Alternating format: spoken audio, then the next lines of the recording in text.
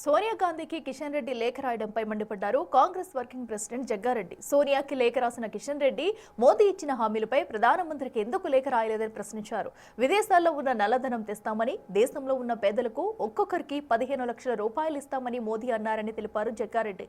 ఏటా 2 కోట్ల ఉద్యోగాలు ఇస్తామని మోదీ ఇచ్చిన హామీలు 11 ఏళ్లైనా నెరవేరలేదని విమర్శించారు. సొంత హామీలు అమలు చేయని బీజేపీకి సోనియా గాంధీని ప్రశ్నించే నైతిక హక్కు లేదని జగ్గారెడ్డి స్పష్టం చేశారు. సోనియా గాంధీ గారికి లెటర్ రాసినారు కదా మీరు. మరి ప్రధానమంత్రి మోడీ గారికి కూడా ఎందుకు రాయలేదు? ఒక లెటర్ మీరు ప్రధానమంత్రి మోడీ గారికి కూడా ఒక లెటర్ రాసేది ఉండే.